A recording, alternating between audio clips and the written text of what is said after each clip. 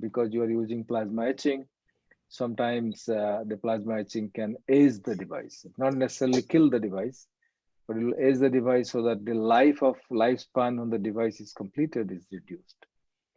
So that is now a little better because the thickness of the dielectric is very thin, but I don't know what is the thickness that you are going to use for the power devices. That actually will be completely different, so different requirements and sort of things. Because Do you, if you have the device, the dielectric is thinner, then it is less because this is a lot of tunneling goes through. So then you will not have serious problems with the aging during the fabrication, but just the device operation related aging. Yep. Sorry, I'm sorry, you were asking some questions or something? No, I just looked at the time and I realized it's probably a good time to start now. We have a few people in the room already, so I'll save my questions for you for later. Sure. All right, so yeah, I've started the recording. So hi everyone who's here with us. Thank you for joining us this evening. So please allow me to introduce Dr. Durga Misra, who is a professor in the Department of Electrical and Computer Engineering at the New Jersey Institute of Technology. He is a fellow of the IEEE, is currently a distinguished lecturer of the IEEE Electron Devices Society, and has served on the EDS Board of Governors. He's also a fellow of the Electrical Chemical Society, where Dr. Misra received the Thomas Cullinan Award from the Dielectric Science and Technology Division of ECS. He's also the winner of the Electronic and Photonic Division Award from ECS. Dr. Misra has published more than 200 technical articles and has edited more than 45 books and conference proceedings. His current research interests are in the areas of nanoelectronic and optoelectronic devices and circuits, with a particular focus on nanometer CMOS gate stacks and device reliability. He received his MS and PhD degrees in electrical engineering from the University of Waterloo here in Ontario, Canada. So we're proud to have Dr. Misra with us this evening to give his talk on self-heating in FinFETs and its impact on logic circuits. So please take it away. Okay, thank you very much. It is really a pleasure to come to Toronto because I graduated from Waterloo many years ago, but it is always Canada. I always visit the Canadian universities. I have a lot of colleagues in Carleton University in British Columbia, as well as in University of Alberta. Besides Waterloo, I have still a lot of colleagues who are faculty there. But anyway, today's topic that actually I was asked, the self-heating in FinFETs and its impact on logic circuits. We like to talk about this, but before that, let me see. This is our university. Little bit of picture of this is the right-hand side. This is the old building that we have, but this is all modern labs and sort of things. And we have many in our Department of Electrical Engineering. We have many different fields. People work in different areas. We are a research one university by Carnegie classifications. And obviously we are smaller, much smaller university. We have only 11,400 or 12,000 students. So the outline of this talk, I will talk about the more, what is the scaling process that is going on. So that is what actually the FinFET comes in. And so I'll talk about that and then see what is the self-heating of FinFETs. Why not self-heating was not there before, suddenly self-heating comes in. And then how to characterize this self-heating, and then how the reliability of the device or the transistor or the FinFET is dependent. What are those things? Actually, how the self-heating will impact the reliability. The other thing also, if I use the self-heating is going on and in the circuits, is it really a serious business? So that is actually we'll talk about, and then I will summarize the talk. So let's look at the Moore's law, which you are all, everybody is familiar now for a long time.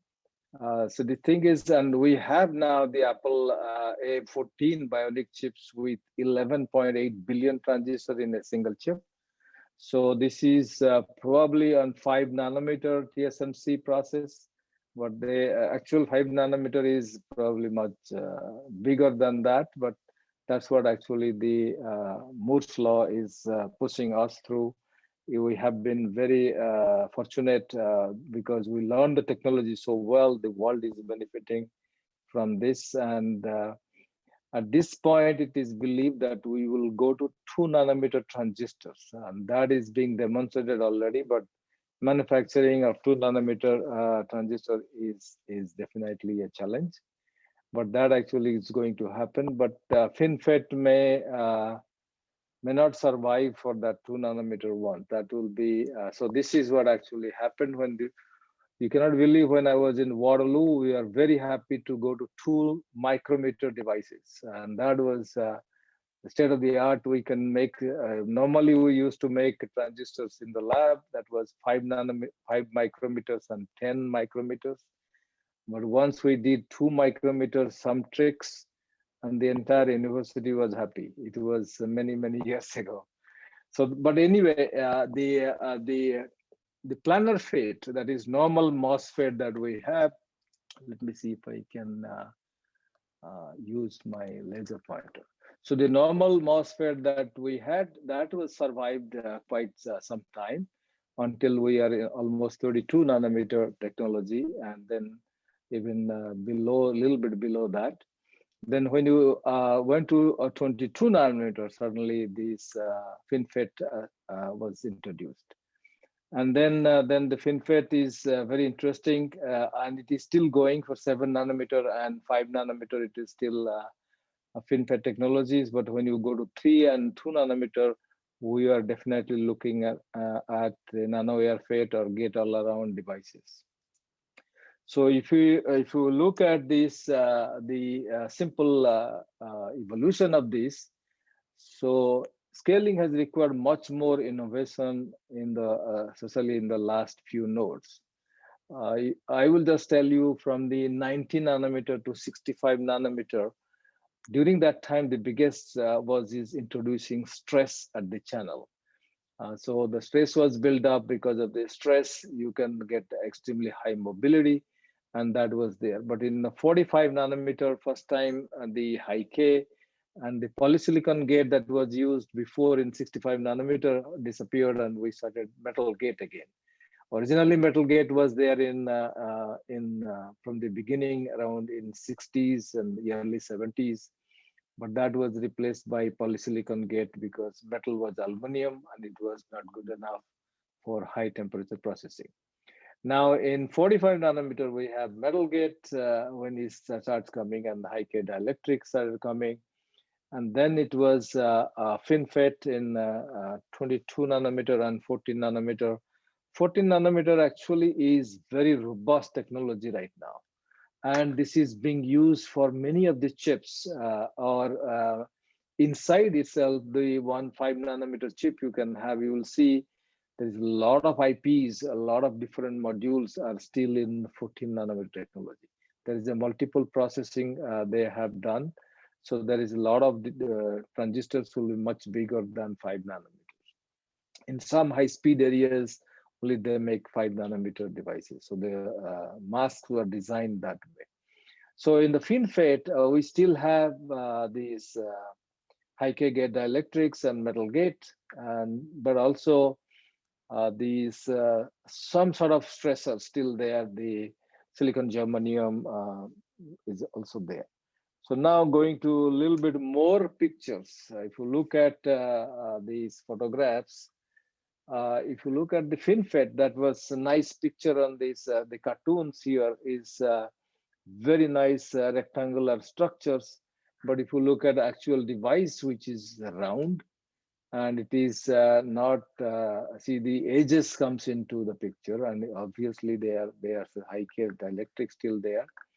And this is the gate all around device that I am talking. People have already demonstrated this type of devices. Only thing is how to do the manufacturing on a 12-inch wafer. That is actually the biggest challenge. So, but this is what sort of the next generation devices. Now, when you go to this type of devices, a FinFET like this, what are the really reliability issues in there, which was not there in the planar FET? That actually the first thing is you have to have, if you remember, the planar FET was the interface or the surface of the planar FET is 100 plane. That was because in 100 plane we had the least number of defects distribution in silicon. And that's why it was selected, because the scattering and the number of dangling bonds will be there when you form the oxide. That was the minimum number of dangling bonds you will have compared to any other crystal planes that silicon has. So, but if you go to FinFET structure, this is a fin, and then obviously one side will be 110 plane, which is a completely different distribution of defects. Even if you have high K dielectric around it, you will have different type of course, we would all like to passivate those bonds for forming gas anneal or something like that, but that is one challenge. And then the corners, as I showed you the real picture, these corners actually you know that corners will have a different field effect. So no matter whenever you apply a voltage, the corner will have a different field, and also the corners will not be perfect corners; they will be all round type of corners. And then comes the self-heating issue. See, this is self-heating was not a problem in the planar devices. I will discuss that thing a little bit later. But then the other things comes in is the dielectric breakdown, also in TDDB, the same that we had in the planar devices. Actually, these 3D geometry and corner rounding, even though we are lucky enough to have the ALD, which has extremely this uniform thickness around the spin, it deposits that way because of this advantage that the technology has. But still, if you have a smoother corner, so that can also create trouble for the dielectric breakdown. And obviously, there are many other things. Non-uniformity may be possible, and also Poisson scaling. And then comes the bias temperature instability, which is, you probably know, for p-channel transistor, it is negative bias temperature instability, which is NPTI. And this is much higher compared to 110 because of the NIT. Is in compared to 100 plane, it's 110 has a little bit higher NPTI. But fortunately for N-channel transistor in the planar devices, when we looked at the planar devices 45 nanometer technology, the PBTI was significant. But now PBTI has significantly reduced in the FinFET technology. So then the hot carrier injection. Hot carrier injection didn't disappear. Hot carrier injection is still there, HCI, and then but what happens actually, because of some self-heating, the hot carrier effect is actually much higher. That I will also discuss on this extra carrier generation or extra defect generation in those devices. And then another thing is the soft error rate. Before, the transistor was quite big, and then if by chance, what is soft error? It is like the alpha particle or gamma particle bombarded on the transistor, it creates some defects there. But nowadays, if alpha particle comes and gets bombarded, the transistor is completely killed. So we have to say that is actually because it's just too small, it can destroy the conductivity of the channel. So that is a soft error rate is there. But obviously it is people are still working, especially for those who cannot afford to have one single damage, like a defense or space applications, those who take extra precautions for this type of devices. So now coming the self-heating, what is the basic principle? Basic principle is like if you have a resistor, you might have seen in your undergraduate class when you pass little current, the resistor is getting hot. So that is the same principle. Is like the Joule heating that takes care of these things. The other thing also, if you increase the temperature of any material, the thermal conductivity actually decreases. What we want is, if you want to take the heat away from somewhere, you make the thermal conductivity should be very high, and it should not change as a function of temperature. If you look at in this case, if you have a look at the copper, bulk of the copper, the thermal conductivity remains the same because it doesn't change with the temperature. But if you look at bulk silicon, it decreases. Now we have this FinFET that actually even gallium arsenide they are first of all much lower, and but they create a lot of trouble in this case. It all decreases with once the temperature increases. So the idea is the self-heating is an important to study and minimize any impact if it has. Now we didn't bother with in the planar devices. We never heard of self-heating, even though it was heating up. The chip was heating up, and now there is a heat always there. But in this, because silicon is sort of a good conductor of heat, and then also there were much more degrees of freedom for the heat to disappear to the substrate. That's why we had this advantage. When we came to FinFET, needs to dissipate the heat from the FinFET, and also the thermal conductivity should be large. But unfortunately, when the temperature rises there, the thermal conductivity goes down. So that is actually because heat is more confined, and so leading to sort of more self-heating. You can see that if you have some heat generated, then it can create that type of problem. So the thing is, the reason for that thing is the phonon confinement, the spatial phonon confinement that actually lets the thermal conductivity go down compared to the bulk silicon, and then it's slow dissipation. But it is still, the substrate is still connected, so we can actually take some heat out. But if you look at if you put a buried oxide there and the SOI FinFET, this is actually, this buried oxide layer adds constraint to the vertical heat dissipation. So that actually creates another layer of constraint there. So obviously the self-heating is SOI FinFET is much higher than in the bulk FinFET. So let's look at what is actually the phonons in crystalline structure. If you look at this, so when there is a heat generated, they first transmit to the surface atoms, and then surface atoms go again the vibrational energy, which are the phonons, and then the thermal energy slowly moves from one layer atom to the other layer atom, so it will keep moving, and then it is diffuses to the rest of the bulk material. So that is the basic principle. And then the thermal energy diffuses common vibrational mode, or the phonons to the whole crystal, so it's gone. But when it reaches an opposite surface, for example, some surface blocks it, then it will be it blocks the conduction, or it will have some sort of radiation. That actually is the problem issues that comes in. Even if it goes through the dielectric, through the gate metal, it can go through, the heat can go through everywhere. So in the transistor. So this, but if you block it, then there is something called phonon confinement. Then the heat comes back and forth, and it takes much longer, and that's why the thermal conductivity decreases, and takes much longer to dissipate.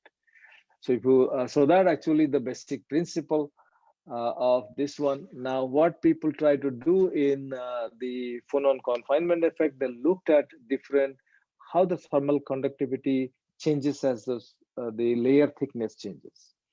So that actually, if you look at in this case, you have the bulk silicon thermal conductivity. And when you look at this bulk gallium arsenide or bulk indium phosphide, different materials that people use, this is much lower than the silicon, the thermal conductivity.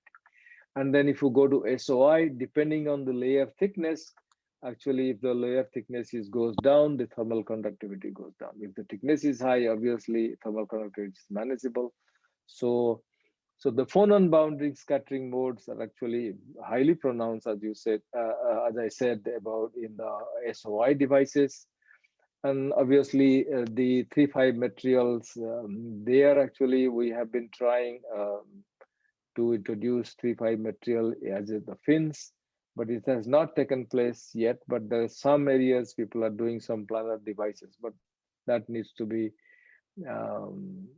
carefully observed. But thing is, For 100 nanometer thickness is silicon layers below 100 nanometer is an issue. And the other thing also, if you look at the devices, if you look at the fully depleted SOI devices or the FinFETs and tri-gate FinFETs and the gate all-around nanowire devices, if you look at gate all-around nanowire devices are actually the highest. This is the temperature rise when you increase the power for width. This is an arbitrary unit, but if you look at the increase, then you see the temperature goes for gate all-around case, all-around nanowire transistor, it is CPO. And then comes the FinFET and SOI devices. You know, SOI devices and all sort of things they are there, but silicon in the planar devices to also if it is goes to smaller, let's say 3 micrometer, 2 micrometer, and then 130 nanometers, then actually then moves up there. So in 3 micrometer, which is here, now if you increase the make it smaller, even planar devices, self-heating is there, but it is not as significant compared to if you look at 160 to 28 nanometer and 30 nanometer FinFET. This is also getting worse and worse. So these are the these measurements were done mostly thermal resistance measurement based on the thermal resistance, how this is actually thermal resistance changing as temperature. That was for the 28 and 30 nanometer laterally confined FinFETs, and then partially depleted SOI devices. So this is the mostly because of the Phonon confinement. Now, if we assume that this is what actually happening in these devices, where this heat is coming from in a normal operation.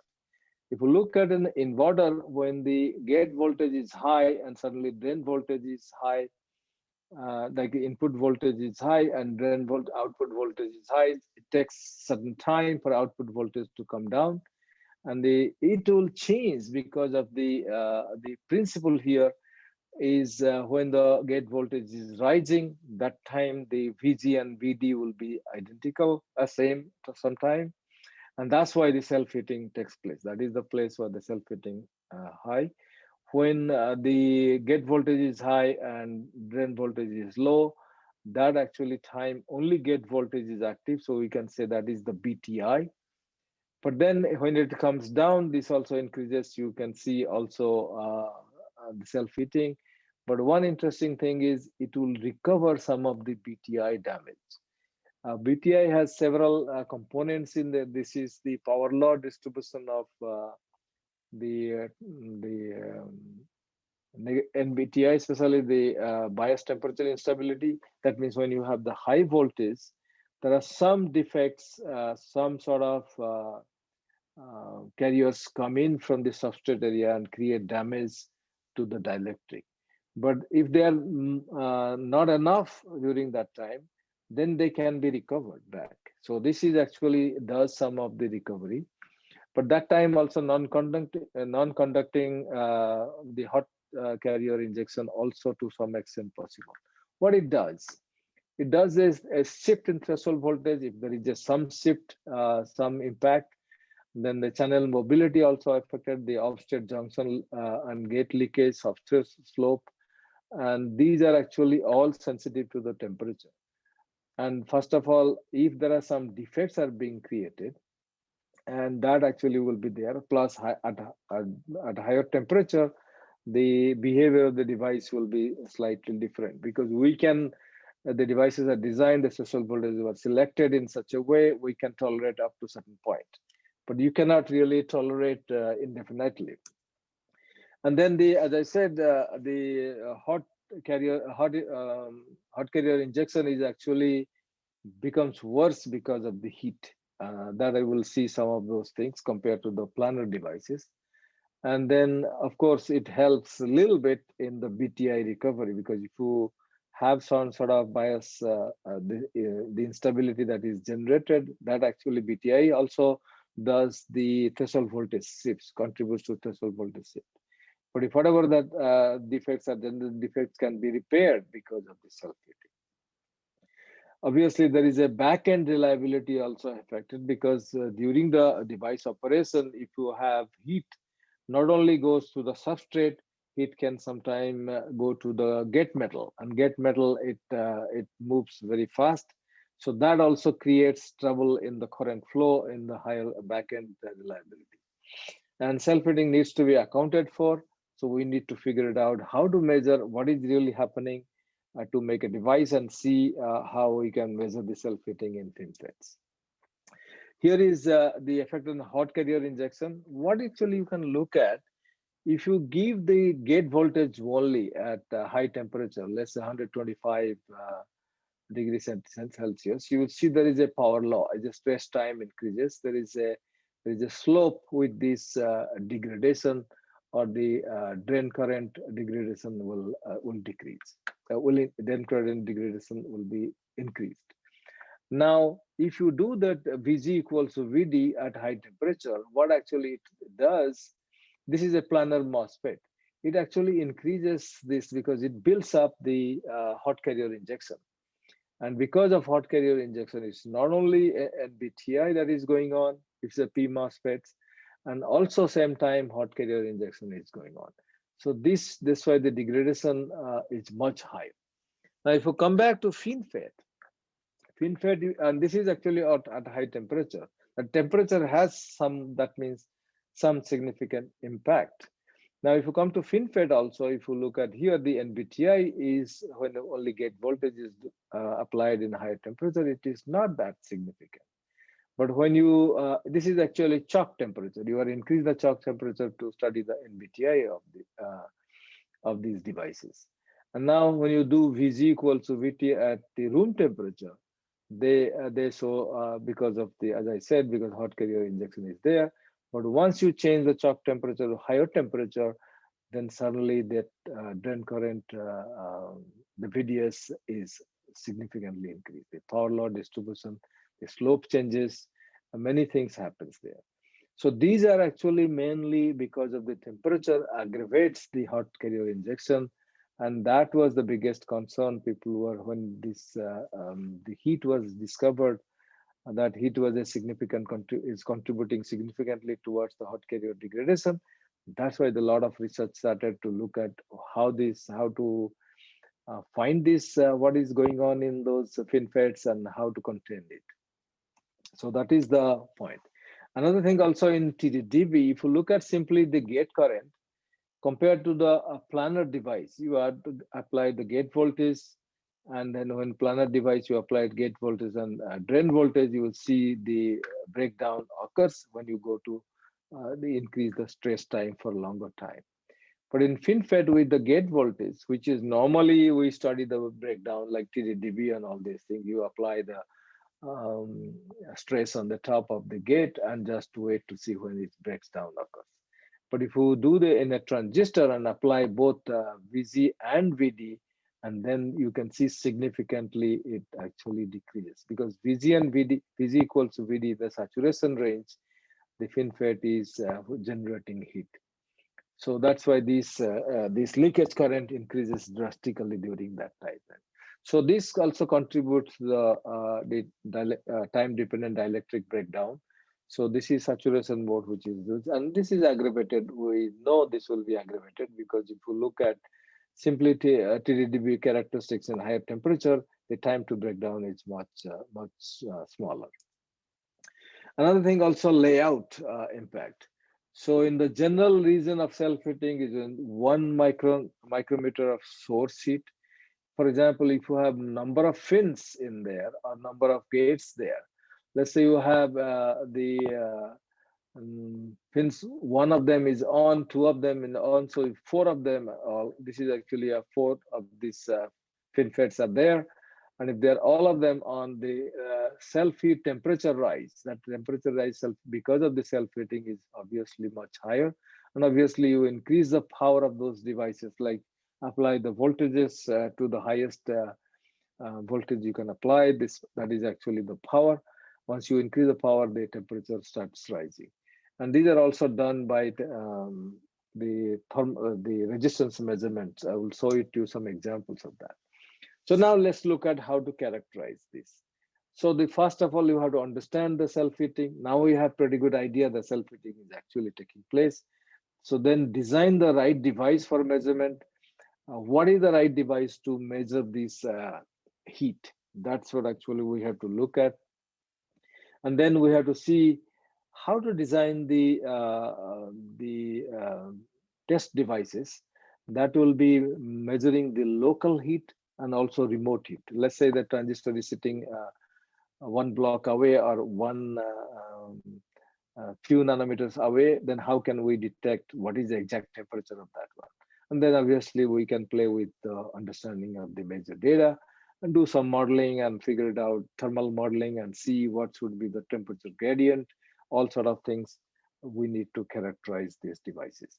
And now if you look at a device, a completed device, which is here, you have a lot of different things, the metal and all these things.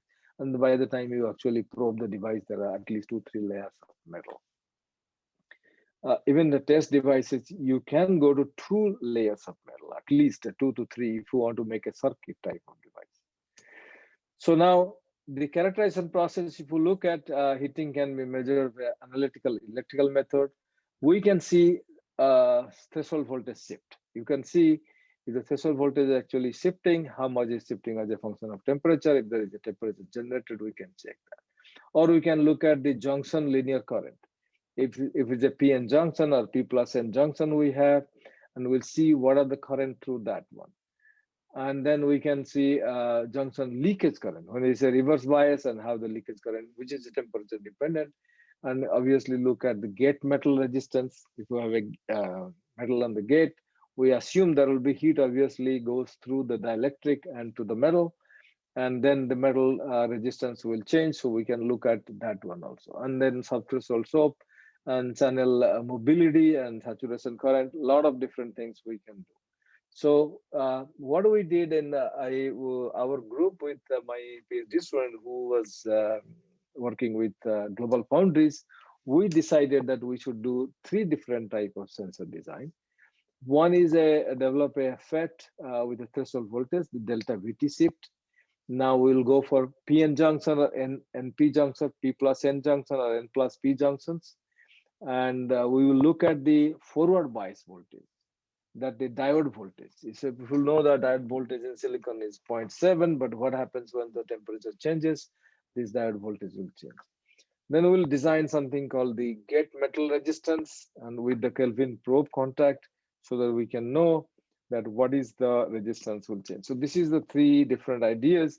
So the idea is all the 3, if we can integrate these 3 sensors together so that we can understand the self-heating a little bit better.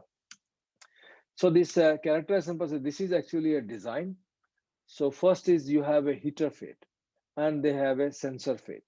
And the heater FET is nothing, a sensor FET and heater FET is almost identical.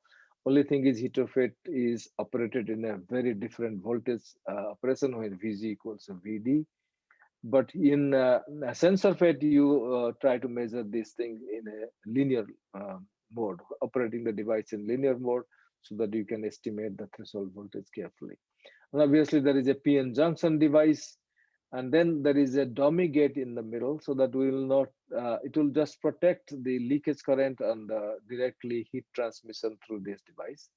And then you can design this and putting some sort of number of fins there. You can have 2, 3, 4, 5, or 20 fins, and you can put a heater gate, you can put the dummy gate in between, then you will have this sensor FET. And this is what you can measure, or you can have some PN junctions here. And then this is the Kelvin probe type of contact so that you can measure the resistance of this gate. This is actually the gate material. You can put this metal, design this as a text structure, this metal, and then get all the connection through the probes so we can measure those things. And that is the resistance measurement. So heat sensing from the device itself. This can actually get the heat sensing from the device. But here, if you can look at, this is heater FET is here, and little further away is the sensor FET. That means there is a temperature gradient, possible temperature gradient between these 2. And then but if you build all those things together, we can have a combination of all this together. So it will be easier to get this exact understanding of the self-heating that is going on in the individual transistor. So the sensing condition is said to be low, a low current measurement, so it's not really heating up. And then the grounded dummy gates, which isolates from the heater and sensor. That's what we will discuss. Now let's look at what we did for that. We will put the wafer in there and take the measurement while chuck, the wafer chuck is being heated. So you can go from room temperature 175 degrees, and then you can see PFET and NFET. You will see the current actually change, the gate voltage to drain current changes. Then you can plot the threshold voltage shift from these cases, so you can know those things. Okay, this is threshold voltage shift. The same thing for the diode current. If you look at diode current, diode forward gate voltage, and then you can see as the temperature changes, you can see this, the voltage will also change, the diode voltage. So that we can track, and we'll see for both N plus P or P plus N junctions. Then we can look at the as a function of chuck temperature, we can find out. Now, the idea is if we find these things out, then we can know if the current changes because of the self-heating, what will be that temperature. So we have to do several measurements and many devices to do that sort of things.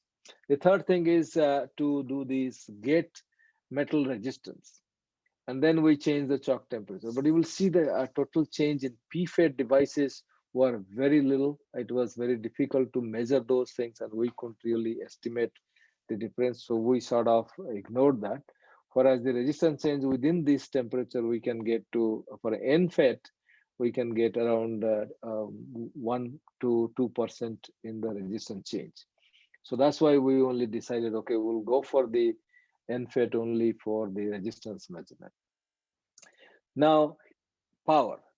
How do you power these devices? So you have to gradually increase the bias on the heater device. So it will be VG equals VT, but then you can increase the power slowly and increase and monitor the sensor, how it is changing.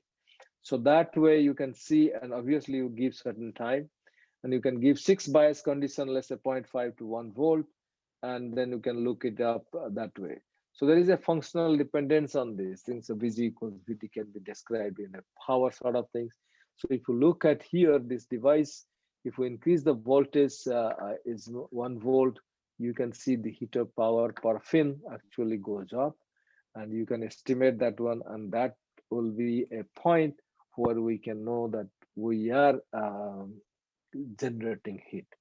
If we have to somehow figure it out, what voltage, how much power, how long we are keeping, so that we can know exactly. So we looked at the self-heating, the first set of measurement. First set of measurement was interesting. And now the sensors show very excellent measurement. In this case, actually, we have 3 set of measurement. One is the sensor is measuring from the heater, and this is the sort of, we call it neighbor heat sensing. That means the neighbor transistor is sensing the heat from this device. And also it was both, if you look at the for VT sensors, that is looking at the VT sensor, PFET VT, NFET VT, we looked at that also was there. And then the PN junction, the PN junction, NP junctions, both of those PN junctions, the diode voltage, we saw that thing. And also the resistance. If you look at the resistance in a device here, so that you can see because of this heat that is generated, what will be the resistance there. So we look at the resistance also there. Now this is from the neighboring heat. That means the heater is somewhere and the sensor is somewhere. So, but when you put that the heater on the top of this, the sensor is on the top, that means this is the resistance changes on the top of the heating device. There actually comes the issue, there is a different plot here. So there is a neighbor heat sensing underestimates actually the local heat sensing by 35%.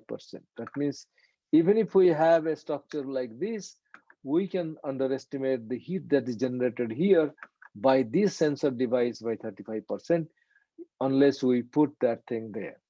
So if you do that, so if you combine all these three sensors can be used, so then as long as we can account for any heat loss. Then when you measure these things, so if you go for temperature measurement, let's look at the diode voltage measurement across a wafer. It will not be exactly 0.7, something 0.71, 0.72, something. There is a distribution. So how will we know that? If you look at this non-differential, so if you look at this simply, the heater is off and you look at what are the diode voltages across these 64 samples or 64 devices we measure, there is a, obviously there will be some sort of distribution and the standard deviation. And then if you do that, the heater is on and you want to measure this thing, they still can have a large distribution also. So then how will we know how to really extract the exact value of the temperature that is changing? Because initially this voltage may be different. So what we did, if we change only the distribute and look at the distribution of this, the difference, what is from the difference distribution of the diode voltage, then we can see actually the standard deviation goes down and the VD shifts because of the self-heating. And then if we plot that this normal distribution, the accuracy probability plot, you can see it's like when there is a heater is off and you can see there is distribution, that this is a standard variation. And then once you have the heater is partially on, and then you can see the diode voltage distribution actually shifts as the heat is increasing. This is actually within just non-differential VD, just the diode voltage. Now, if you look at the differential VD, then you can see there is a significant difference in terms of the, as we increase the forward bias of the power, then you can see significant difference from the partially on devices to fully heater on device.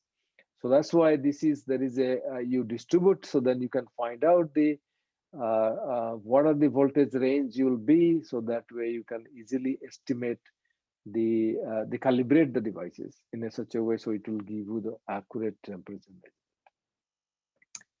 And now the sensor quantification, you have to also see whether how accurately this is measuring the temperature. Whether it's 1 degree, we can get estimate up to 1 degree or 0.5 degrees and sort of things. So you start measure the sensitivity before start heating, and there is the quite good distribution. You have to do several devices, and then apply the heat to the heater and slowly increase this heat to go to maximum voltage, and then take the measurement there. So this is actually, and again after completing the experiment, when this comes back to room temperature, you have to take another measurement. So there is quite a few steps that you have to make sure that you are accurately measuring the temperature. And now from this, we could figure it out. We can have 0.5 degree is the sort of the lowest possible, or you can say that is the limitation that we have. So the error bar limitation, we can see that will be the case we can have. So then that means you qualified the sensors. This is for all the sensors, not only the diode, but the threshold voltage. This principle has to be followed. So obviously, as I mentioned, self-heating in bulk versus FinFET. If you look at the 2-fin case, only 2 fins are powered on in a normal bulk FinFET, whereas this if you 2-fin in the SOI FinFET, you can see the temperature rise is much higher. Let's say it is only up to 10 degrees here, but this can go up to, sorry, this y-axis somehow got messed up. This is just the temperature. And then it is actually increases to 20 degrees and sort of 20, 25 degrees, it can increase. So if you normalize change in temperature, if you look at this is actually sort of 5-fold higher in SOI FinFET. And this is some sort of simulation. I will talk about that. And the simulation also shows the SOI FinFET has much higher temperature. Now, the thermal simulation, first of all, I will just quickly go through this because I'm not an expert. But what is the idea here is you built on those structures first, and then you see where you put your heating gates, and where you have the Kelvin probes, and where you have the PN junction sensors, and where you have these sensing devices. So that way, once you do that, the first of all design the thermal contours of these FinFET devices. And then there is a field day, the Global Foundries in-house device simulator that does only thermal simulation. That means if there is a heat generated, and what will be the gradient across this, and how long it will take to reach there, or if it's instantly it is reaching there, then what is the difference of temperature? If you have a heating element here, what should be the temperature at this point? And then there is also a modeling in ab initio density functional theory, so you can predict material thermal conductivity because you have multiple things, silicon and different alloys, and account for the material thicknesses, the dielectrics, because all have different thermal conductivities. And then obviously you can go for the large scale finite element simulation, where you can just look at the structural fidelity, sort of like, because they are not smooth and plain, because they have a different fin structure, and then there is a filling of dielectrics around it, and then predict the thermal resistance of the material sitting maybe a couple of nanometers away. So those things actually are at the top of the gate. So this is actually the modeling sequence. And then experimental measurements were corrected actually to see how to actually take into account the IR drops in the metal lines. You can see we are also measuring these currents and everything from using probes, whatever probe card or whatever these things we are using. You have to also look at the IR drops through these things. So because of the modeling actually helped us in that. Now, if you look at this VT sensor only, and now increase the power, and then see if we come back here again, if you look at this PN junction sensor sits here, the heating sensor sits there, whereas this the Kelvin probe sits there. So depending on where your location is, so if a 2 poly pitch away is your sensing device, and you are measuring the threshold voltage changes, and then you can see the when you do the simulation, and they come out like if you go for the FinFET 5-fin or 20-fin. So you can see if you have a 5-fin device compared to a 20-fin device, the temperature rise is, this is actually temperature rise. You can say from 0 degrees to around sort of 25 degrees changes. So this is actually, and then for the PN junction sensor, it also changes, but it is a little bit less because it is 2.5 poly pitch away. That means you have to have, because normally these devices have gate metal, and then you put poly on the top of that. So there is some difference there. And here is the temperature change in the resistance. This is the device, the gate resistance that you are measuring. This also shows also if it is away from there. So we can look at the IR drop, possible IR drop also. And the agreement in the measure and simulation actually is very close if you do the right corrections. Here, these bullet points are actually the points, the lines are simulation, and the points are the measured values. Now, as I mentioned, depending on the location, you have how the heaters are set there. So if you look at these things, the Kelvin sensors, the gate resistance sensors, as well as the threshold voltage sensors, they show some sort of difference there, like the 20-fin case and the 5-fin case, and 20-fin case, you can see the changes because of the PN sensor is a different change compared to this one. So the diode voltage sensor, which is 1.8, sort of higher temperature rise. So that actually, because the proximity is very critical in this. So looking at the proximity, if you look at carefully those things, so the fundamental observations in there is now, let's look at it in a different way. First, look at the sensor is on, and heater is off. We're just measuring the sensor case, and the sensor is off and the heater is on. And now we are trying to measure this, and sensor is on and heater is on. So this is actually, if we look at what actually happens in the first case, when the sensor is on and heating is off, it's just measuring. It's just like sensor is sensing device. Sensing device is on. We are trying to figure it out what is the temperature of that one. Then it comes around room temperature. Now, when the sensor is off, that means sensor is sensing, but is not in a heating mode. But heater is on. So it will sense some voltages here. This is the case there. Now, if we increase the power in the heating device, then you can see there is an increase in the sensing device to show that the temperature is rising. But now when you do the sensor device is also on, and also it is measuring these things, like you can put a Kelvin sensor on the top of the gate. In that case, you can see it is much higher increase in the temperature. So that means what is happening here, the actually temperature generated in a heating device, the sensor is unable to actually measure the temperature exactly. That is one thing. The second thing also, if you have heat generated here, the heat generated there, both are on.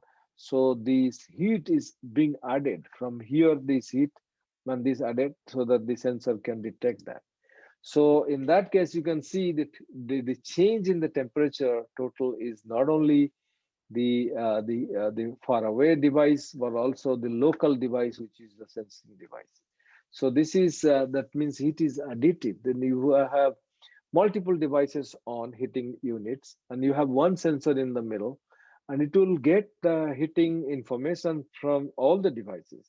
So you can switch off and on and control, manage the 5-fin, turn on 5-fin, turn on 20 fins, or design the 20 fins one.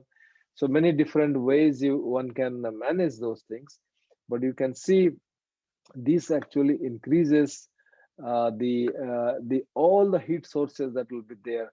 They can be all reflected in the sensors that can detect. So that means the neighboring devices superimpose on this. Now, heat to sensor proximity effect, that is clear now. That means if you have the sensor is far away, then it will change. So if you look at the thermal resistance, and it is clearly goes down once we have the distance from the heater, and then it will not be able to measure that. So it is 90% decrease for the initial heat, and this is NFET and PFET. You can see the PFET is a little bit higher. Now, if you compare with the bulk FinFET and SOI FinFET, in bulk FinFET, it goes down around 1 micron distance. The heat is completely gone. Let's say the heat is generated at this point, which is the highest heat, and after 1 micron or sort of things, 0.5 to 1 micron is almost gone, the distance wise. But in the SOI heat, it still radiates the heat, or some sort of conduction is taking place. It goes up to 1.5 micron distance, then the heat will be generated. Now, this is actually, if you can create something only localized heat, then you can measure those things, that you create the heat here, then how far it will last and sort of things. So this is both in the simulation and measurement, you can actually find it out. But thing is, if all these devices here are on, then what will happen to that? They will all be added. So the idea is that one. Now, impact of the fin count. Let's say if we increase the number of fins, this is actually the yellow here box is the active area, and you have only 2 fins here. And you have 2 fins and 2 heaters, 2 dummy gates. Now you can increase the number of fins. You can go to 3 fins, 4 fins, and 20 fins like this. Now, if you look at the number of fins you give and in the same power level, so the idea is to give same power level, then the change in temperature is much higher once you increase the number of fins. If all the fins are hitting, then you have it depends completely on the density of the structures that you design, and then so if it's 2 to 5 fin, it's a little bit change to twice. But once you go to higher fin levels, let's say 5 to 20 fin, this is even temperature increases 1.25 times. So the idea here is it's not going to increase forever, but it will saturate to some extent. Now the ambient temperature effect. If you look at the ambient temperature, you assume that your chip is or the FinFET is working in a cell phone and it is a hot day, you are taking the cell phone is hot or something like that. What happens to the ambient and when this FinFET is working on it? So this is actually one interesting work we did. You can increase the 5 fin or 20 fin for NFET and PFET. You can see the temperature. If you increase the temperature of the chuck, that means the measurement temperature outside you are providing heat, it also increases completely differently with the number of fins. Now you can see here, now we have, if you look at this is actually done at minus 40 to 175 degrees centigrade. We looked at those. Now, if you have this 0 degree, at 0 degree, you can see you change the power into the FinFET, and you see the temperature change will be this much. Now, once you go to 175 degrees in the 5 fin case, it changes. Now, if you go to 20 fin, it will be much higher. That means what actually happens, the impact of environmental temperature or temperature of the ambient also contributes to the self-heating. Actually, the temperature itself aggravates. Why? Why this happens? That's okay. It's obvious the temperature is added around, but thing is the thermal conductivity because of the ambient temperature, the thermal conductivity of the silicon there actually goes down. So it is whatever the release mechanism that is there. So this gradient, that is because of the less the gradient, the time it takes to dissipate the heat. So that is two things actually. One is the gradient and also the thermal conductivity changes. That's why the self-heating is much more aggravated. And then the device, if you look at the modes, for example, this is your fin, you can have the heat dissipation in many different directions. You have KYY, KZZ, and KXX. In this direction, if you look at, so this is actually, if you look at the bulk silicon and there's a fin structure, it is completely different. And if you go for 5 fin to, that means it's also once we increase the thermal conductivity, it decreases in those structures. And there is not much difference between KZZ and KYY, but KX case, it is actually quite different. But the same way, if you look at 5 fin and 20 fin PFET or NFET, the PFET actually is, the thermal conductivity for PFET is much lower if you look at 20 fin case. This is actually measured. If you increase the temperature, the conductivity goes down. So thermal conductivity in fin less than the bulk silicon, that we can say that way from the measurement. And because we thought, okay, maybe it is not that significant. And measurement suggests fin to be more dominant heat dissipation pathways. So if you have some sort of structures, depending on the width of the device and sort of things, then you can see how you can manage. But thing is, when you go to smaller devices, like for example, going to 7 nanometer to 5 nanometer, very few things you can control there. Another thing also, if you look at a FinFET, take a FinFET and just apply gate voltage and change the temperature. Then see what sort of drain voltage is 0, and then what sort of behavior it will give. So, and the another case also, you do this, apply this gate voltage, same time apply the drain voltage. So this is actually, so if there is no drain voltage, you can say this is a uniform stressing. This is stress and measurement, stress and sensing or measurement. You can measure this shift in the characteristics. So, so this is actually uniform stress you are applying. That means just gate stress. So you will say that will go to start with NBTI, that will go to the breakdown, the TDDB. And then once you apply the drain voltage, what happens? Let's say you change the temperature. First, you look at the uniform stress and increase the temperature from chuck temperature, 30 degrees, 70 degrees, 110, and then 150, let's say. If you do that, what happens once you increase the temperature, then the time to break down goes down. That means the device breaks down much quicker if the temperature is high. Okay, so let's keep that thing in the room temperature and apply this non-uniform stress. Apply the same stress level and increase the voltage level. So VD1, you can say 0.5 to 1.2 volts. Now, at room temperature, just one increasing the VD, what happens? The time to break down decreases. Same type of characteristics as the temperature. So this temperature actually impacts the breakdown of the device. So what happens in the device? So the failure time decreases when increasing this one. Now, in the first case, is typical breakdown is in the sort of in the middle, or somewhere it happens, it breaks down, or if you have multiple breakdown path or multiple traps get connected. So first it goes to soft breakdown, then you have hard breakdown. But in this case, once you increase the drain voltage with a constant gate voltage stress, then it will be in the source area. The breakdown will be towards the source area, it will break down.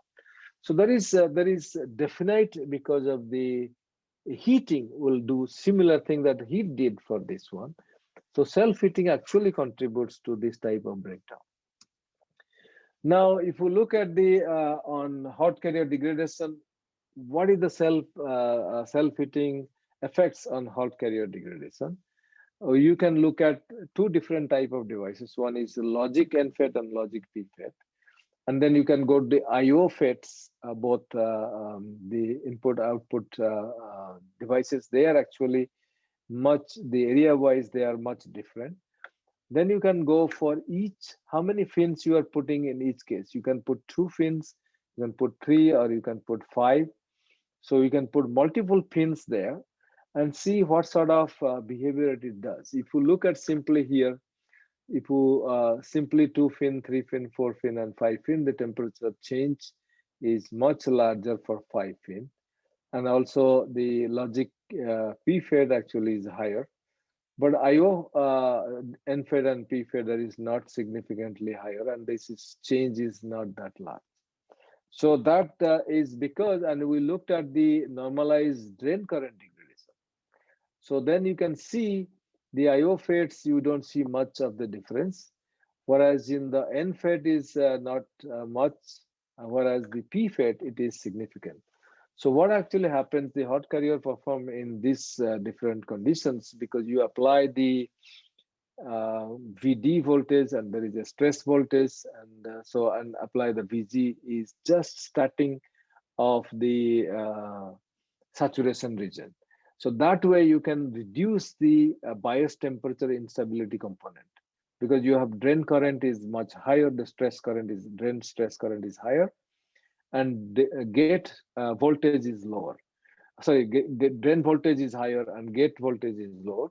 So that way the NBTI component is a much smaller.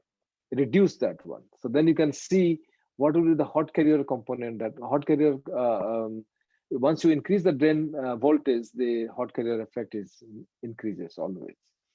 So if you look at that way, then because of the higher temperature oscillation in PFET, the activation energy for the temperature oscillation in PFET is much larger. You can see this is a 35% more degradation in PFET compared to NFET. Whereas these IO FETs are not significantly impacted, but the logic FETs are actually quite impacted. So you can look at all those change in drain voltage and estimate the activation energy. For if it is activation energy is temperature sensitive, then you have the larger difference in your degradation process. So the PFETs actually is much more vulnerable compared to NFET for the self-heating, as well as NBTI, and almost everything else that we actually have understood. Now let's look at the how am I doing with the time? Everything okay? Yeah, as long as no one has any complaints, we're still on schedule. Okay, so it's coming to an end. And just go to the circuit level. Okay, now self-hitting a digital circuit in the ring oscillator. We have to look at a ring oscillator. So first of all, we'll look at the frequency of the ring oscillator. So an n-stage ring oscillator has a 2n period stage delay because volume must propagate twice around the ring to regain the original polarity. So you have frequency is sort of inversely proportional to the number of stages. So let's discuss for our experiment, we can go for two different stages. One is 13 stages. Typically industry, they go for 31 stages, but we'll go for 13 stages and 101 stages. Now, if you look at that and they design this circuit for the self-heating effect, and then you have to quantify this, then you can go for the and put a separate metal gate like this. You can have this Kelvin probe on the top of the p-channel devices or n-channel devices, 2 fin, then you can increase the number of fins also. So go for the density variation in individual cases. So you can do that and then look at what happens in the self-heating case. If you give the normal, the temperature increase, if you give nominal voltages in the VDD, then temperature increase is not that much. It's around 2.5 to maybe less than 5 volt, 5 degrees centigrade change. But if you give the stress, larger stress voltage, this is the ring oscillator stress. If you give the devices, then you can see the voltage actual temperature changes goes to 20 degrees or sort of things. So the other thing also, if you look at all those different colors, first of all, look at the 13 stage. And so let's say 2 fingers, 6 fingers, you can just go for 2F and then this 2 fins, 4 fins, 8 fins, and all sort of things you can try. And then you go to 101 stages, also 4 fins and 8 fins. Then you can see there is not much difference within all of them. But when you go to this a little bit larger stress level with the VDD, then you can see the 13 stage is much more degraded. If you look at 13 stage is large one here, 13 stage 8F, this is 8 fins actually sitting here. Whereas if you go to 8 fin for 101 stages, these guys are sitting somewhere here. So why that happens? Again, if you look at this cluster structure and see the 13 stages arrow, which is in the red, and then once you go to a large number of fins, this temperature increase is much higher, around 18 degrees of this.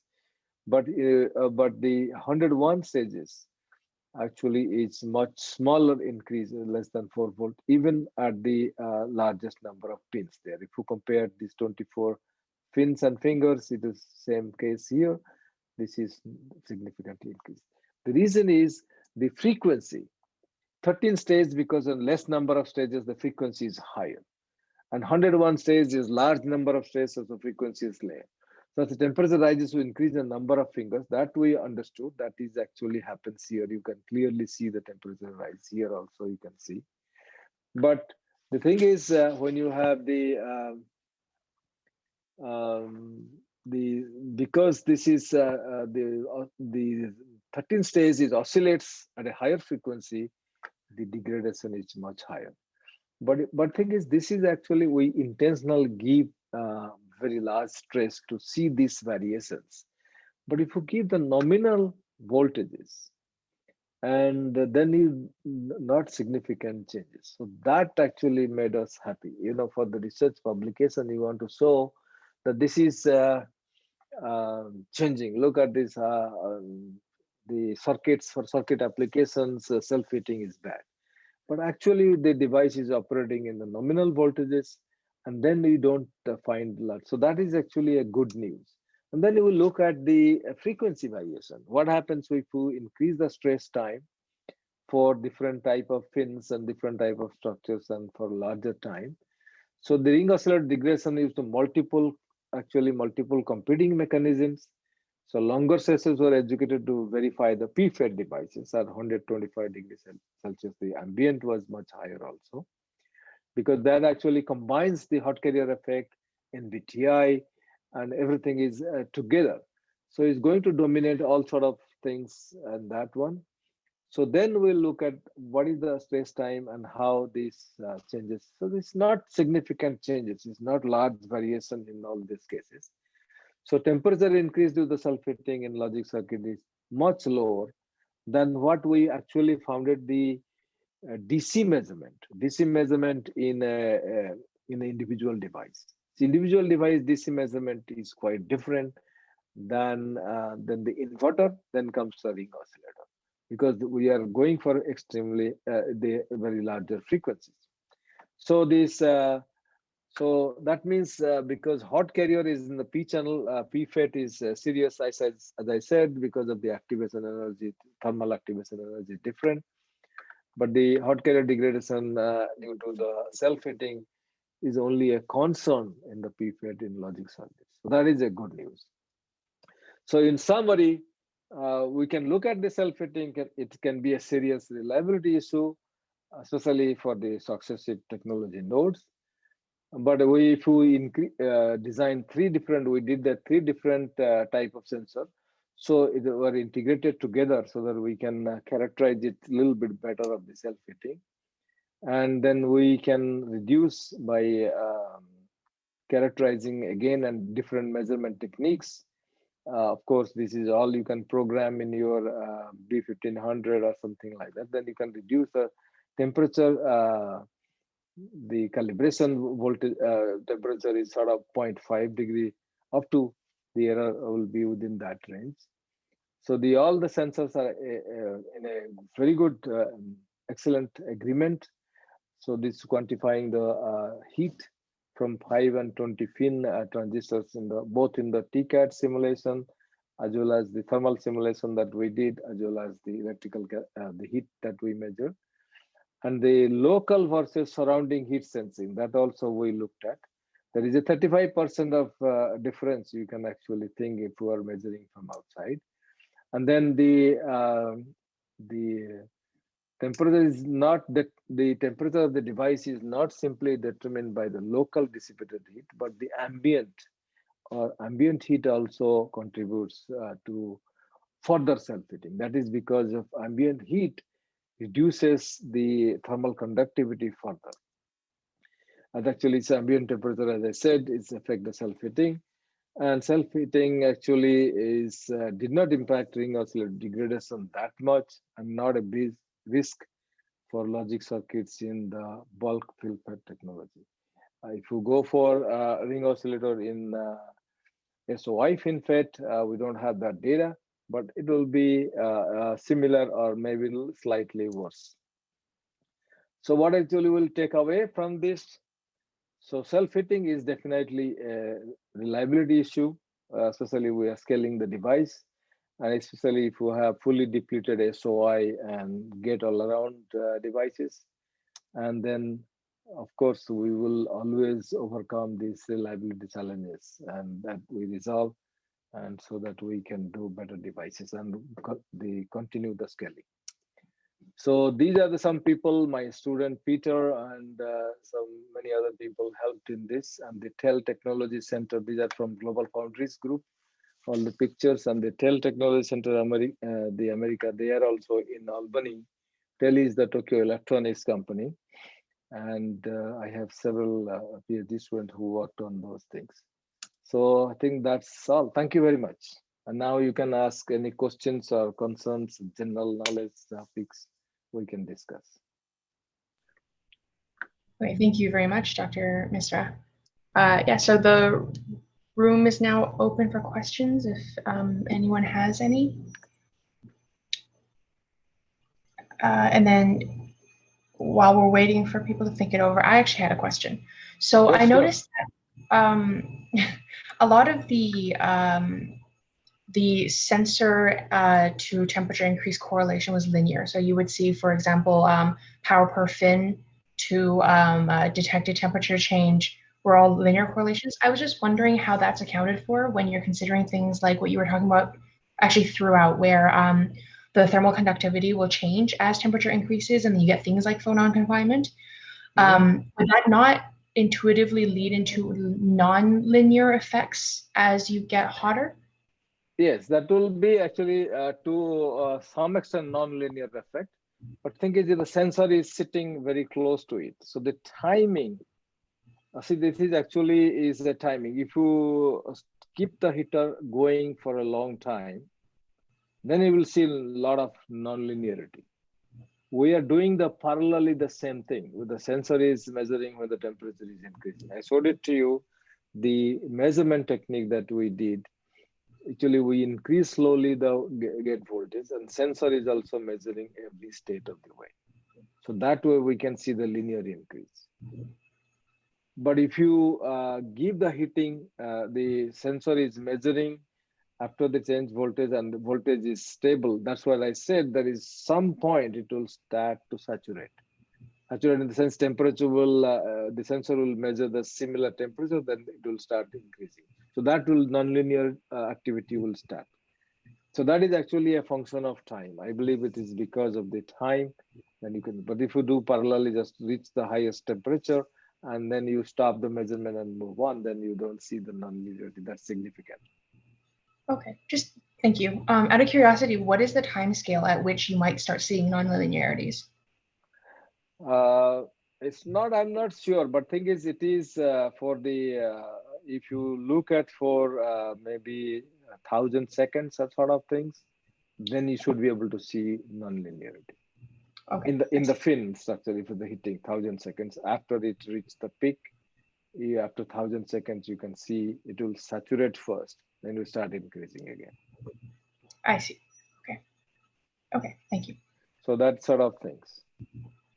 And it also contributes to everything. If you look at any type of aging, you got to take temperature into account. Let's say electrical aging, you can test some sort of aging, you can look at temperature. So temperature actually degrades any type of normal degradation process. That's why the self-fitting became a serious issue, because temperature didn't go down fast enough. Okay. Any other question? Yes, I have a question. I think it was one of your earlier slides about aging. I think it was perhaps slide 10. Just have a quick question about it. Oh, slide 10? I think it was slide 10. I don't remember. Okay. There were no slide numbers, and I lost track. Okay. So I can show it to you.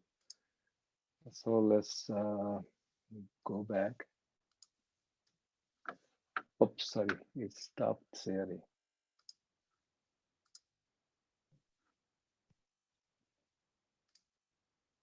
Okay, now I can come.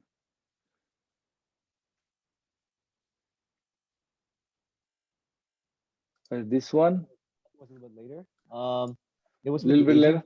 14. I think it was 14. Oh, I didn't have the this one. Is this one? One more down. This one, yes. This one? Yeah, this one. Yeah. So yeah, okay. my question's regarding I guess the measurement for the stress time. So for the planar MOSFETs, there's a lot of variance, looks like, for the stress time. Like yes. Like yeah, stress time there will be a lot of but you're talking about this one here, the blue one. Yeah. Well, the blue and the red both have a lot of variance, right, in the data points, right? Yes. But then in the FinFET, especially with the VG equals to VD at high temp, right? The data almost lines up perfectly on top of each other. Yes. Any so that's because there is a small explanation. What happens in the planar FET, because of this distribution of this the dielectric, so you can see a different type of structures in there. But the FinFETs are very small. First of all, the second thing is the I think FinFETs okay, planar FET, I can only say that thing, the size, because of the size of total area, that's what may be doing something, but it is all different devices. That's all I can say. Because there is some spread here, you can see for the if you change the chalk temperature. Yeah, so the red blue on little FinFET spread, has spread, but the purple has almost no spread. Yeah, because they are actually what happened. They are almost to the last end of their things. Because first of all, this is the degradation. Okay. Okay. The simple explanation is when you are doing careful measurements, you can see a statistical variation at a different when you increase the stress time. But when you come to very high temperature and look at the statistical variation reduces, that's because many of the devices will have large leakage current. So this is actually mostly, sorry, this is actually, oh, come on. This is actually leakage current we are looking at. This low VD values, the measurement current. So it is much larger. So then it will be much uniform. At low level, it is, you can see a little spread. Some devices will be, some places it will be good. It's, let's say if you look at the breakdown characteristics, okay? First thing, actually, there is you will see some sort of noise in the breakdown. That is called the soft breakdown.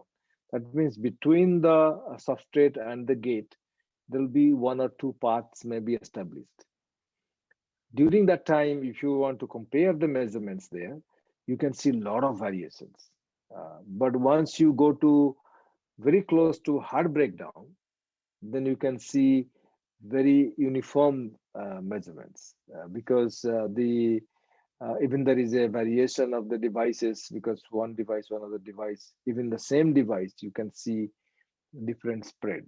This is not one single device. These are multiple devices, but they are within the same range, same stress level. There is a distribution. But when you go to extremely higher temperature and the large, that's why this distribution reduces in FinFETs. But I do not know what are the exact temperatures here and then why it is so compact. I do not know exactly. Okay. You can look at this paper also in lieu in IRPS. But this my explanation is when you push the device to the extreme end, many devices will behave extreme stress level. Many devices like higher temperature and larger stress, many devices will have similar leakage current. When you have low stress level and low temperature, and you see there is a variation of leakage current. Especially the stress-induced leakage current, the silk, you can see the variation. That I have seen several times. But if you ask why there is such a large difference between the planar FET and FinFET and the same high temperature VG minus VD, I do not know because do not know exactly what are the voltage level used, what are the temperature is used. I don't know that thing. So that can change everything. Did I answer my question? Yeah, thanks. I think it was helpful. Yeah, initially I thought maybe it was related to measurement noise because when you have a higher, I guess, percentage ID degradation, right? Maybe it's easier to measure, right? Than if it's like a very small degradation. No, that is not the issue. For example, we have seen silk, the stress-induced leakage current, okay? When you give a low stress level and measure the leakage current, you see all devices have a lot of variations. You can do the Weibull plot on that. Then you go to increase the, let's say, stress level to a higher stress level. Then you see the distribution is reduced. The distribution reduced because the leakage current, the variation that you saw in the low stress level is less variant in high stress level. The same device, similar devices, the same devices. In the same way, for if you look at, you can see a lot of variation in the low stress level, but low variation in the high stress level. That is normal. Any other question? I was actually just going to comment on this. I'm not sure how you guys can even see it, but when it's on a log scale like that, I find the resolution is much too small to actually see what the real spread is, because the graph on the left-hand side, like Dr. Mason was saying earlier, is very small scale, right? But then once you move to the right-hand side, you're working. Yeah, it's like you can see the log scale is larger. Yeah. Yeah, so like I don't have the resolution to see it really. Yeah, so there are many factors there. First of all, okay, how do you plot it? Then second thing is that I didn't notice. But since I saw the variation here, but if you look at the stress level, the variation can be different. It's like a higher stress level, the multiple devices operate in the same devices in multiple locations. They operate the variation is much less. That I have seen. And obviously this is this variation here, the voltage, the gate voltage and drain voltage matters, as well as the temperature, what temperature it has done. If it is the stress is not enough, then you can see a larger spread. Yeah, good point. Good point. I didn't notice that scaling there, but that's not much issue there. Any other comments?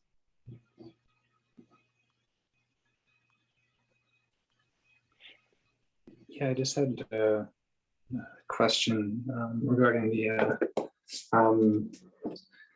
thermal dissipation of the FinFETs. I can't remember what slide it was, but I think you mentioned somewhere that thermal dissipation of the FinFETs, it degrades to 0 around 1 micrometer distance. Oh, okay, okay, that one. Yeah, yeah. Let's see where it is.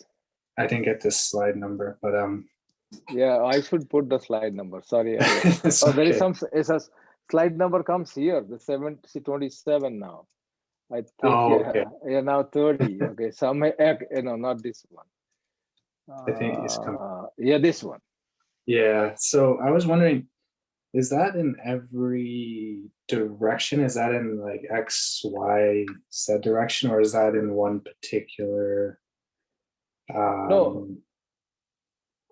Yeah, direction? This is like this. If you look at the picture here on the top, this is like this. If the heating is there, now we have gone this direction and that direction. So that's what this direction. So this is, if we have only regular bulk FinFETs here, and this is the heating element. And then where we can observe, if you put a lot of sensors everywhere, and this also simulate, then you can see where you can observe this, because there is nobody else is heating, correct?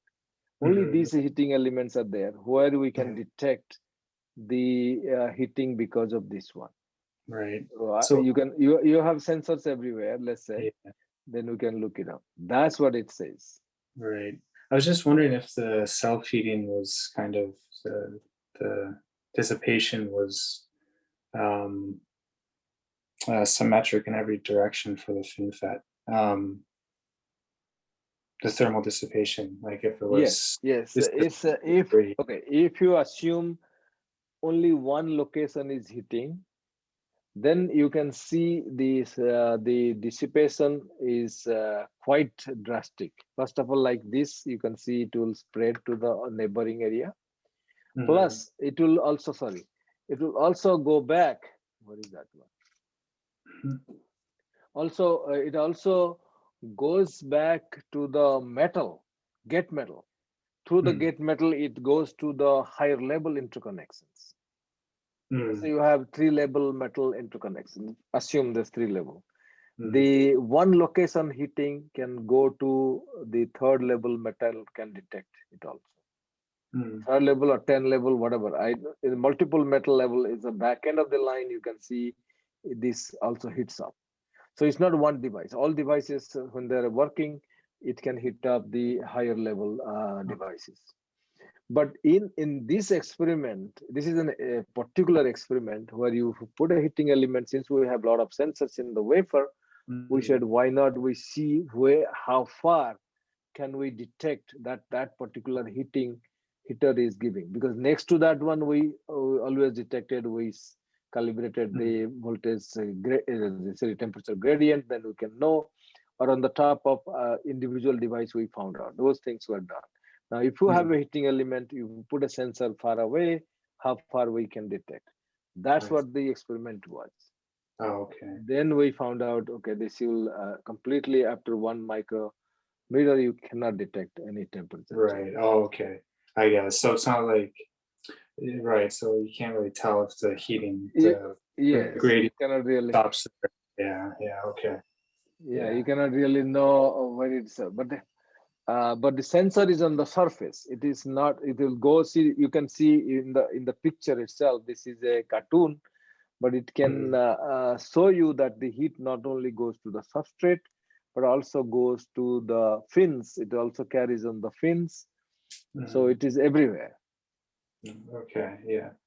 And then if you have metal interconnect, it will also go through the metal interconnect. Oh, wow. Yeah. Yeah, I was just curious. I was wondering if it could be used for kind of designing, you know, like let's say, okay, we have a sensitive digital log circuits. We should place it, you know, 1 micrometer away or more from this particular. Yes, yes. If you have logic circuit, yes, logic circuit, those who are working, you have to look at, if you do not want to have any temperature. See, if you look at a chip, you can see a large temperature gradient across the chip, depending on which devices are working and how this heat is generated there. That is normal already. Right. But the self-heating was a big issue. Yeah. That's because it was degrading the device performance. Once you degrade the device performance, then we are in trouble because we will lose those devices faster than normal. That's why it was people started jumping on this and doing these things. Now, sort of, people understood those concepts. This is the same heating that we were getting, but it is not throwing the device completely off. We will still can measure the device and get the benefit. So that's what actually happening now. But if you want to have a zero temperature someplace, then you can then you have to design completely differently from the away from the logic circuits, and so 1 micrometer away. So you have to give open space for conduction process. If you want to have a sensors, for example, that is a sensitive to temperature or some sort of device, you want to put it along with the logic circuits or along with the analog circuits, you got to make sure that is free from any heat that comes out. But that is high expensive real estate, correct? Yeah, it is. Yeah. So you have to decide if you can build FinFET and next to it, and then you do not want to have put something else. That's what the 3-dimensional packaging comes in, or the advanced packaging comes in. Yeah, like the heterogeneous stuff, maybe using like the technologies. Yeah. So now they are looking at a lot of packaging issues. You should be able to see there was a nice, you can go to archives in EDS, IEEE EDS website. And there you can see the packaging issues, how actually the temperature management of sensitive sensors being integrated to high density electronics and through a smart packaging system. So we can have, those things up there. There is one nice talk by Professor Subbu Iyer from UCLA. It's there in the archives. He gave, I think, a few months ago only the talk. So we can take a look at that thing if you are thinking about that. It's not that difficult for the packaging, but that was a good one related to your question, your issues. Let's say if you are thinking about something. That's interesting. Thank you. Any other questions or discussion?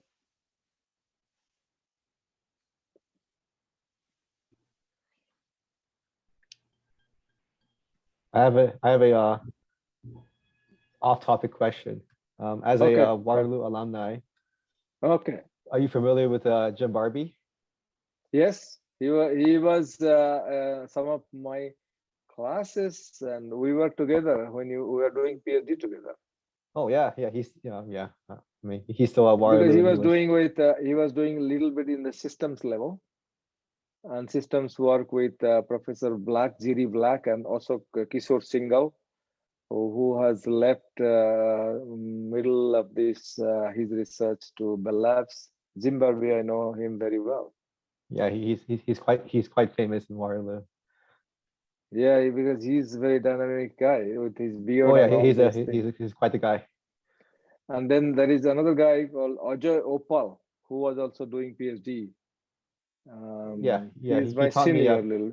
Right, he taught me filters. in undergrad. Yes. So he was, Ajay Paul was there. I think these two professors, I remember they were there. They were doing PhD that time along with me.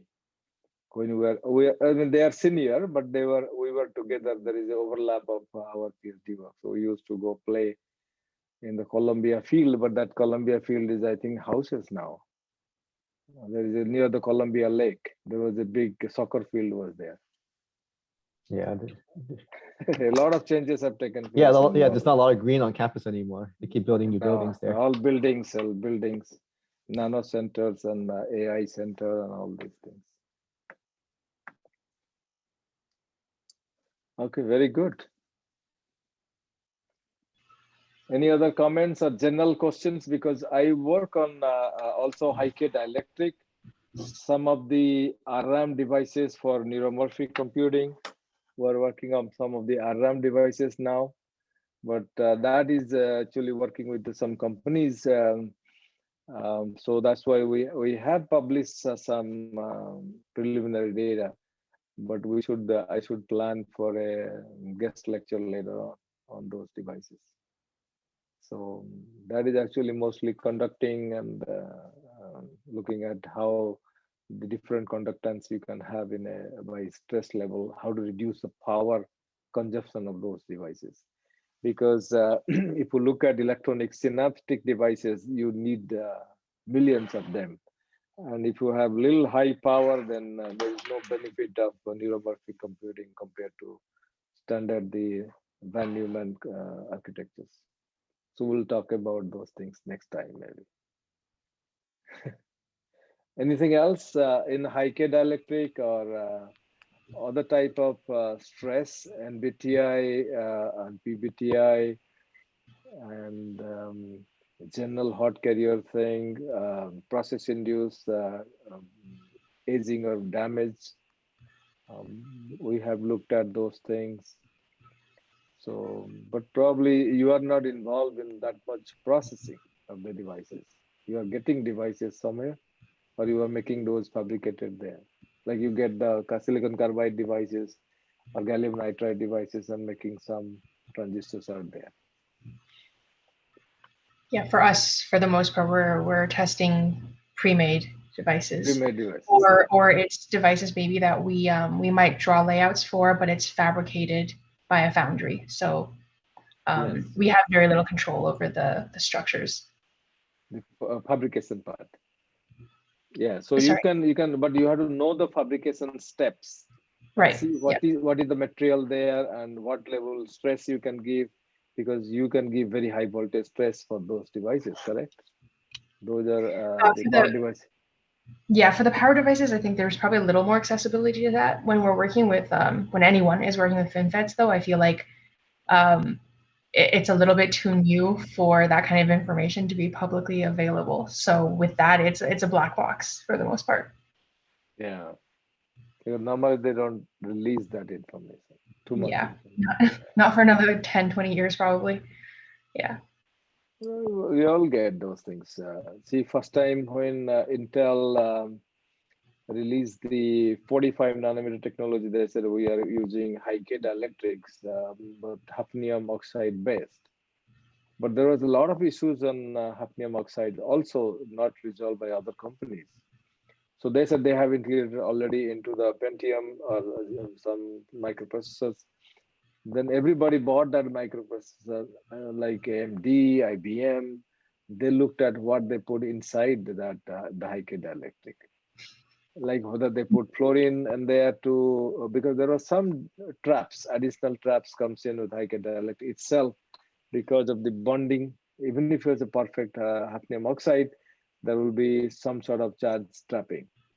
So then they said they might have put fluorine in there. Fluorine can passivate some of those, reoriented those metal oxides to reduce the charge trapping. So that there is a lot of investigation was done. Then the people figured it out what was in there.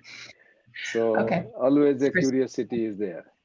Yeah. Anyway, thank you very much. It was a real pleasure to talk to you. If there is any other questions, you have my email. you can distribute among them, and then you can. It is there also in the website, correct? So we'll be posting. So you can. We'll be posting the recording of this. I'll also link your contact information if you don't mind. So anybody who does see it later can still reach out to you if they have questions. Okay, very good. All right, wonderful. Thank you so much for speaking to us this evening, Dr. Misra. It was a pleasure. Yeah, good night. All right, good night.